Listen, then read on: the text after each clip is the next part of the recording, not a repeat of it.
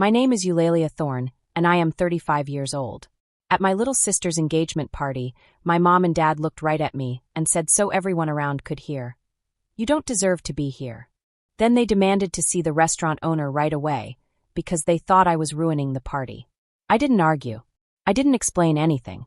I just stood quietly in my simple linen dress while the warm Savannah River breeze brushed my face, and the soft jazz music floated across the outdoor tables. My dad's face was red with anger and embarrassment. My mom's smile stayed perfect, but her eyes were cold. They thought they were protecting the party for my little sister, the one they always liked the most. The restaurant manager came over calmly, ready to help. My dad repeated, "Get the owner here immediately." The manager looked at my parents, then at me, and said clearly, "The owner is already here. It's Eulalia Thorne." My mom's champagne glass slipped from her hand and broke on the stone floor. The music seemed to stop for a moment. Everyone turned to look at me. All those years of being told I wasn't good enough finally met the truth they never expected. If you're new to this story, don't forget to subscribe, like, and leave a comment telling me where you are watching from tonight. The rest of the story is just starting.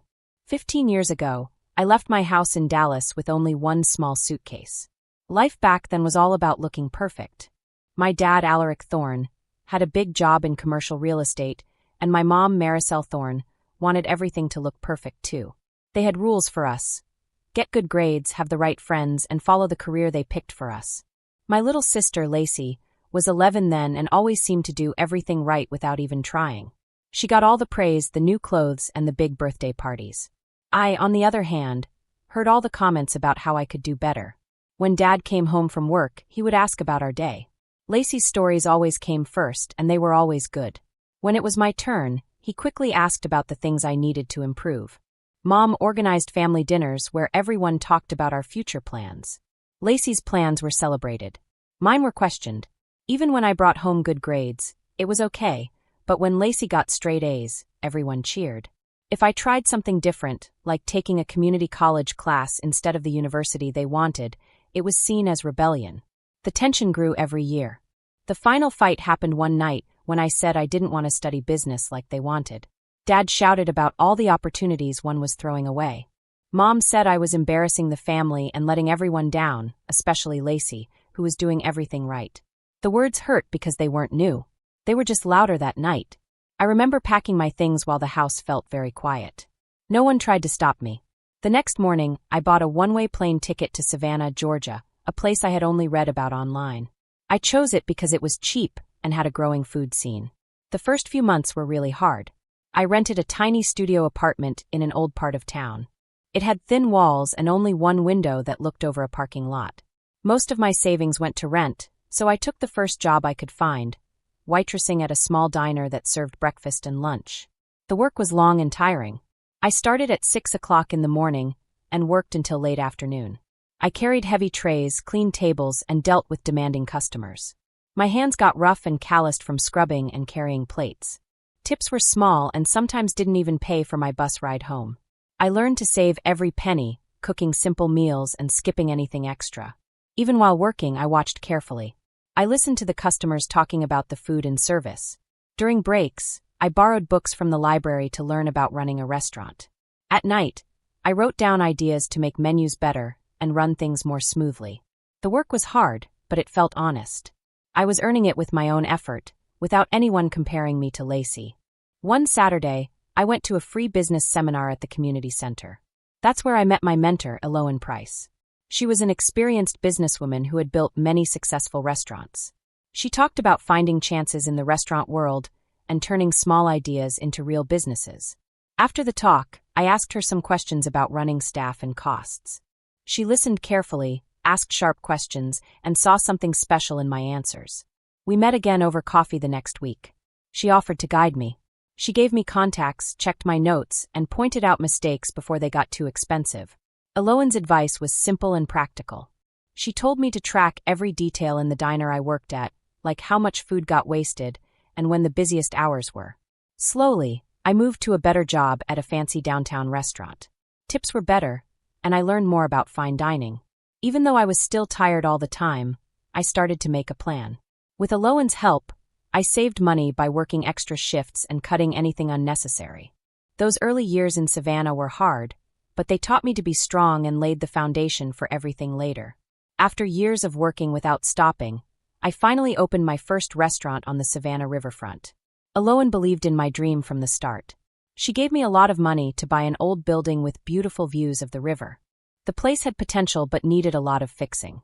We worked hard to make modern Southern food, mixing old recipes with new ideas. There were updated low-country boils, herbed fish, and vegetable dishes from local farms. I designed the restaurant myself, using warm wood, open kitchens, and big windows for sunlight in the day and city lights at night. Fixing the building took almost a year. Contractors came and went, permits caused delays, and the budget stretched thin. But when we opened, people loved it. Locals and tourists filled the tables, excited about the river view and fresh food. Success came slowly. Good reviews in local media and online brought steady crowds. Within 2 years, I paid back part of Aloan's money and started planning for more restaurants. I opened a second restaurant in the historic district. It was smaller but had cozy dining and craft cocktails. Then a third in a growing suburb, and a fourth near the convention area for business travelers.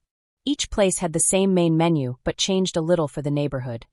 More seafood downtown, heartier meals farther out. Managing 4 restaurants meant long hours. I coordinated suppliers, trained staff, and made sure every location was as good as the first. I hired reliable teams, made systems for inventory and schedules, and visited each restaurant regularly. During all this growth, I stayed away from my family in Texas. Sometimes my mom sent holiday cards, and I replied a little, but they never asked about my work. The distance helped me grow without their old judgments. Aloan stayed my main advisor, helping me make big decisions without losing the personal touch that made the first restaurant special. One afternoon, I got a call from an unknown number. It was Lacey. She was excited and talkative, telling me she was engaged to Caspian Ward, a nice and stable guy in finance. He opened a sealed envelope with the Ashwin crest on it. The room went completely quiet. Everyone leaned forward to listen. If this letter was being read, the secret I had kept for so many years would finally come out. Gideon began reading. I always knew Dorian was not born from the Ashwin family, but we adopted him out of love after years of sadness and heartbreak. I also always knew Mirabelle is Caspian's biological daughter. A grandmother knows her own blood. The Ashwin Trust says that only blood relatives can get the main inheritance. I knew this could cause problems, so I changed my personal money to go where I want it, instead of following old rules about blood. Dorian, you have been my son in every way that matters. But the way you treated Mirabelle, your brother's child, shows behavior that does not honor the Ashwin family. By your own rules about blood, you disqualify yourself from what you want most. Because of the DNA evidence today that shows Dorian was adopted and Mirabelle is the biological granddaughter, the trust money goes to Caspian Ashwin and his daughter Mirabelle. Melison's personal money will be given out according to the specific instructions in this letter. Dorian tried to grab the papers, but Gideon moved them away calmly. You promised, Dorian yelled at me, desperate. You said only blood relatives should get the money. No, I said quietly. You said that. I just asked you to keep your word, and you promised you would. I realized then that the best part of all this wasn't about getting the money. It was watching Dorian's carefully built world fall apart because of his own choices and lies. After the will reading, everything felt like the last part of a sad play. Dorian, ruined by his own actions, stormed out of the mansion, shouting he would sue, even though nobody thought he could win. Octavian's career was ruined too, because Gideon knew he had hidden the adoption papers on purpose. My other brothers, Alaric and Leander, came to me looking shocked. I didn't know about any of this, Alaric said quietly. The way he treated you, now it makes a terrible kind of sense. Leander nodded. For what it's worth, you've always been our sister. That hasn't changed. Their words made me feel happy in a way I didn't expect. Dorian had influenced them too, but maybe now we could have a better relationship. Mom came over, looking both relieved and worried. I should have told you sooner, she said. You were protecting me, I said.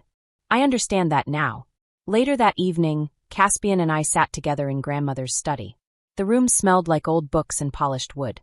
We were surrounded by memories of our family. What will you do now? He asked, sounding sad about the years we had missed. Build something new, I said.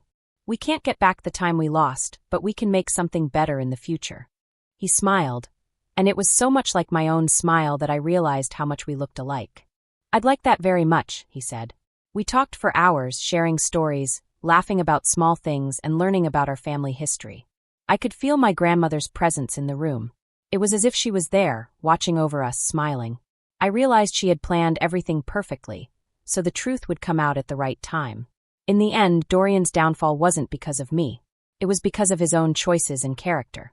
He spent years making me feel like an outsider in the family, never realizing that he was the real outsider all along. The funniest and best part of all this was that I realized the greatest inheritance wasn't money at all. It was finally having a real father who wanted me, brothers who loved me, a daughter who was my blood, and a future that we could build together. That, more than any fortune, was worth everything. The day ended with a feeling of hope.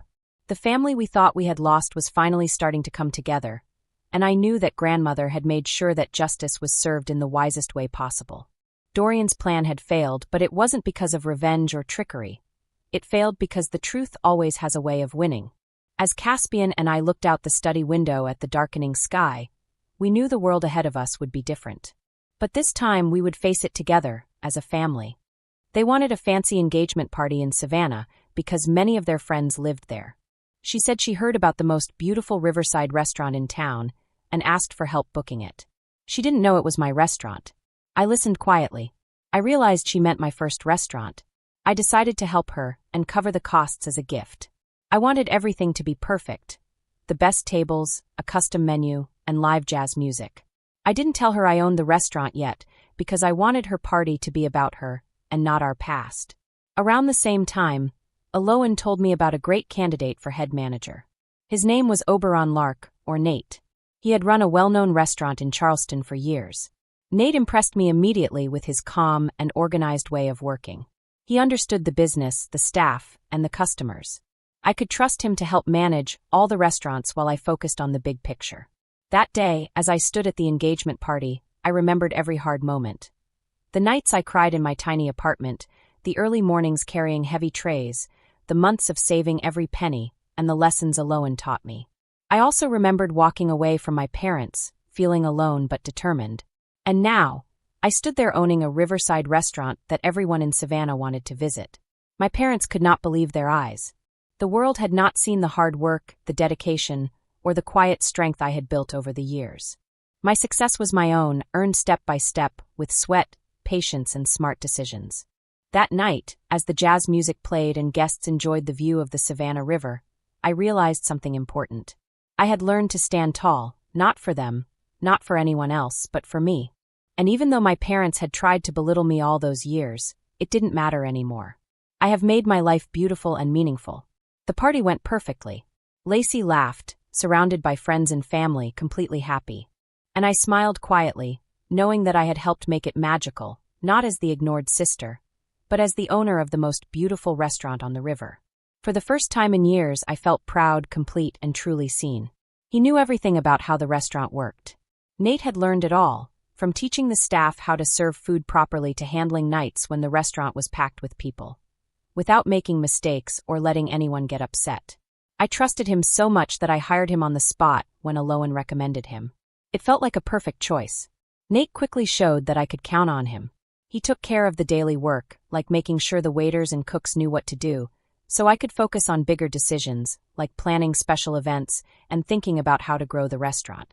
With a great team in place and the business doing well, life felt steady and happy. I had worked so hard to create this balance, and finally it was here.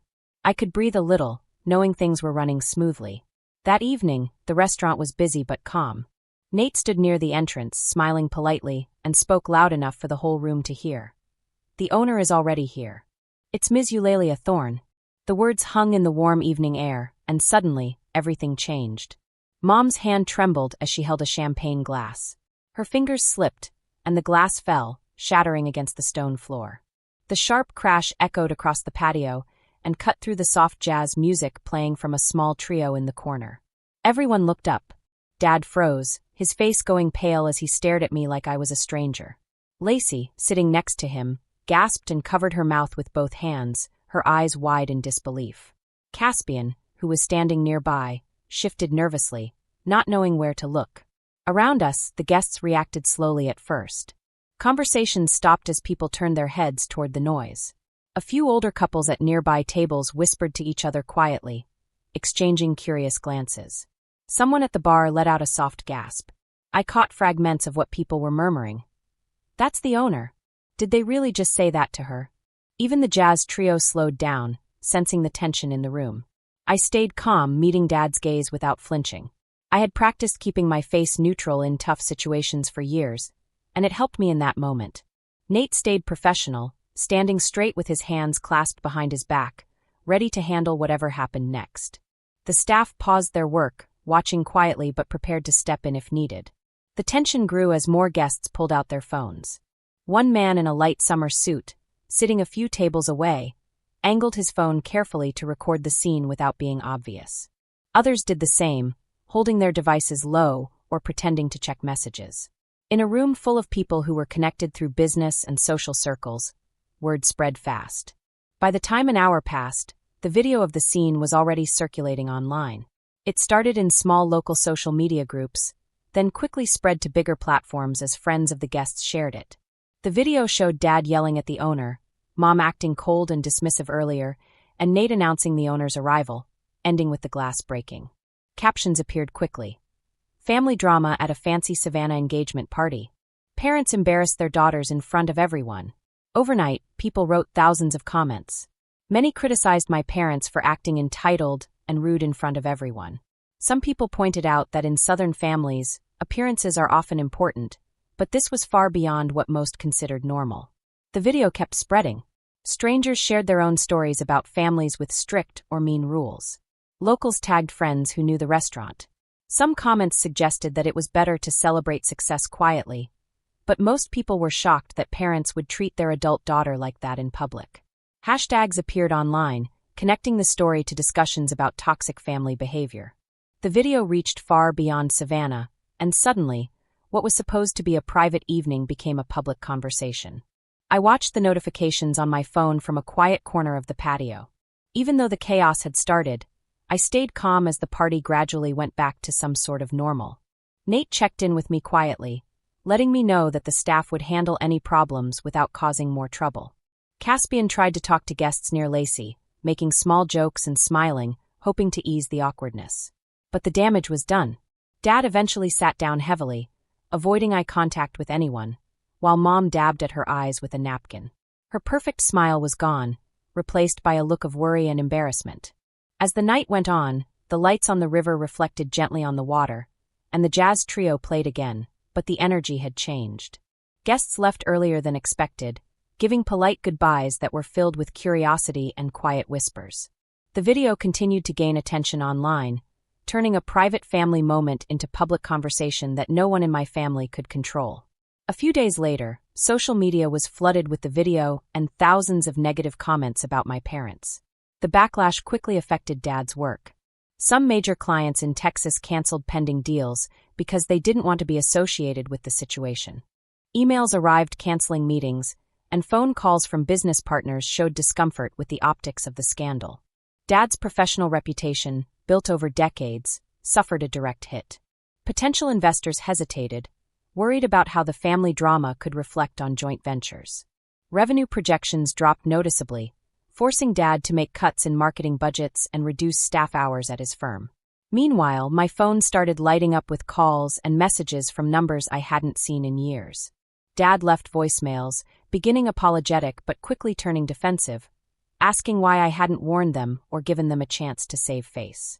Mom sent texts expressing hurt and confusion, saying family matters should stay private.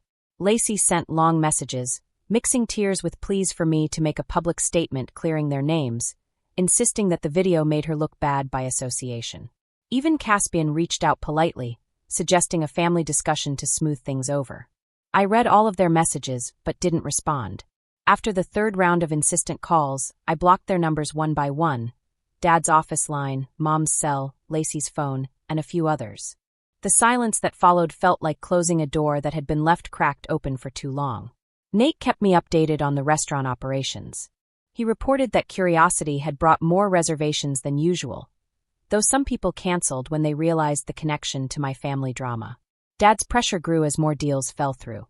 Suppliers delayed payments on old contracts, and a long-term partnership with a development group quietly ended due to concerns about the controversy. Dad spent hours on the phone, trying to salvage relationships and explain the situation, but online comments kept coming. People tagged his business page, sharing screenshots and asking how someone could treat their daughter like that while claiming to have strong family values. Eventually, Dad made a big decision. Through a mutual acquaintance, he told me he had consulted lawyers and planned to file a defamation lawsuit against me. The claim focused on damage to his professional reputation and emotional distress caused by public humiliation, seeking money for lost income and legal fees. Papers were delivered to the restaurant's business address. Reading through the documents in my office, overlooking the river, I felt a mix of calm and clarity. Nate offered to connect me with a good local lawyer he trusted. Eloan called to discuss strategy, reminding me that truth was my strongest defense. The lawsuit listed specific financial losses, including canceled contracts, and painted the situation as if the incident had been planned to embarrass Dad. Social media attention faded slightly, but smaller online circles continued talking about the story. Dad's firm released a short statement, saying they were focusing on core business despite distractions. I continued running daily operations at the restaurant quietly, without any public comments. The legal process promised to take a long time, dragging old family issues into court records and extending the fallout far beyond that one evening by the water. Even as things slowly returned to a new rhythm, the memory of that night stayed with me. Guests and strangers would still sometimes mention it when they came in. But I knew I had stayed calm, managed the restaurant, and handled the situation as best I could. Nate remained by my side, and the team continued running smoothly. Life had changed, and the story of that night had grown far beyond what anyone expected. But I was learning to face the consequences without losing control. The day of the trial in Savannah arrived, and it was very hot, just like most summer days in the South. The sun beat down outside, making the sidewalks almost too warm to touch. The courthouse looked big and serious when I walked in. Inside, the air was cooler, but it felt heavy and tense, like everyone was waiting for something important to happen. Dad was already sitting at the front table with his lawyer. He looked more tired and worn out than I remembered him.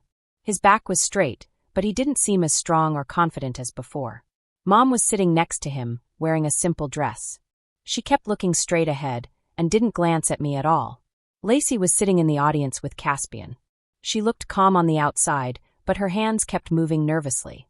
She fiddled with her fingers and tapped her foot a little. I could tell she was worried, even though she tried to act okay. The trial started on time. Lawyers began with opening statements. My lawyer spoke carefully and clearly. They explained that I hadn't said anything mean or untrue that night.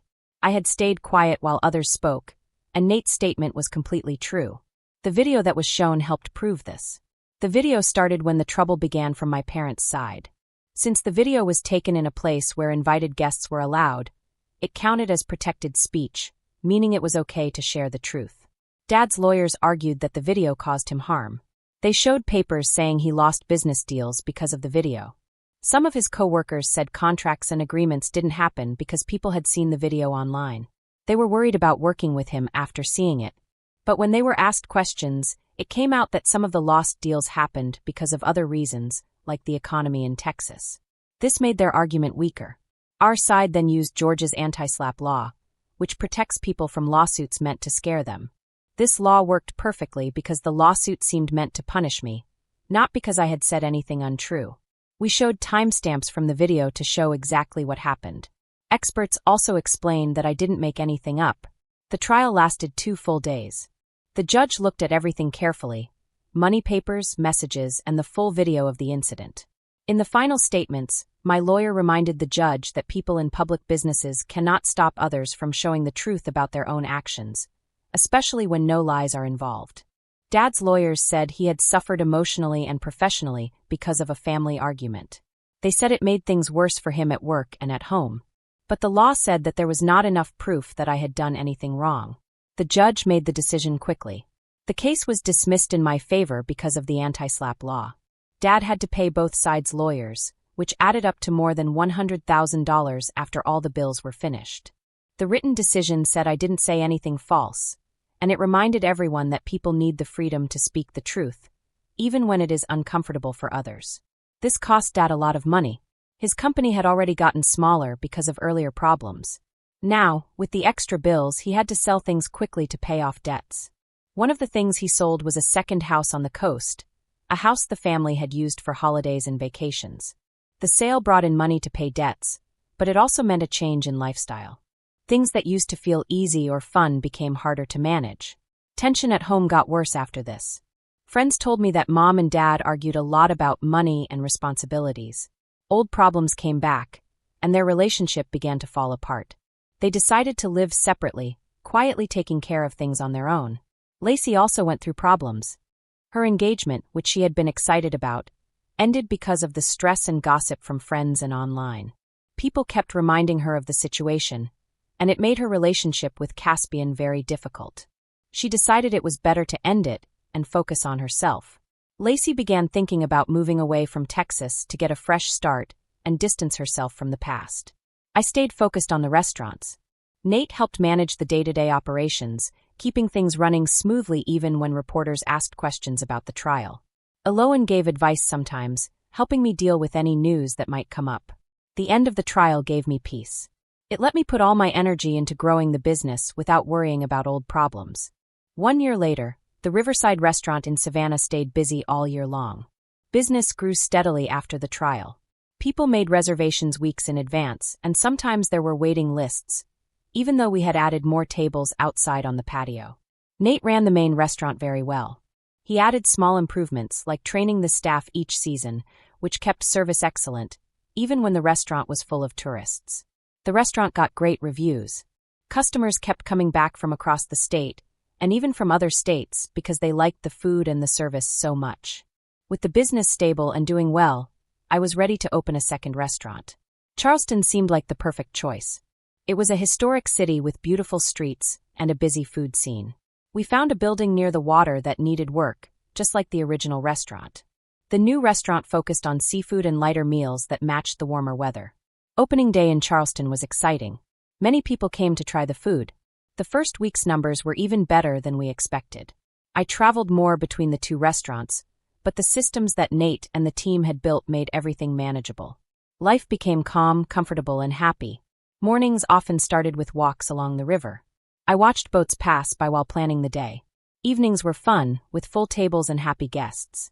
People complimented the staff, which made everyone proud. Eloan visited sometimes to share advice about long-term growth, and to remind me to enjoy small achievements before rushing to the next goal. News about my family reached me only indirectly. A former coworker in Texas mentioned that Dad had a smaller office and fewer projects after selling assets to pay debts. Mom had moved to a smaller home near her old friends and focused on quieter hobbies like gardening and community activities. They lived separately now after decades together. Lacey moved to another state to start fresh. She got a job in marketing and seemed determined to be independent. Her engagement ended quietly, and she wanted to start a new life without old pressures and expectations. No one contacted me directly, and I didn't try to reach out. Not hearing from them felt like a weight lifted off my shoulders. The boundaries I had set years ago stayed strong. I could focus on my life and my path without guilt or worry. Days passed filled with work at the restaurants, personal goals, and friendships built on respect. The past no longer distracted me or drained my energy. Looking back, I learned a clear lesson. Success comes from hard work, honesty, and keeping promises. People who only care about appearances will face problems eventually. Treating others with kindness and respect is more important than trying to keep up a show. Cutting ties when needed is not cruel. It protects you and gives space for peace and happiness to grow. Life felt lighter and more rewarding. I could focus on the people who mattered, the work I loved, and the future I wanted to build. The restaurants continued to grow, Lacey built a new life, and my parents learned to live apart after years of being together. Everyone moved forward in their own way. Even though the trial and its fallout had been stressful, it ended up teaching everyone an important lesson. Honesty, hard work, and respect are more powerful than appearances or fear. Life moves forward, and sometimes letting go is the best way to protect yourself and make room for true happiness.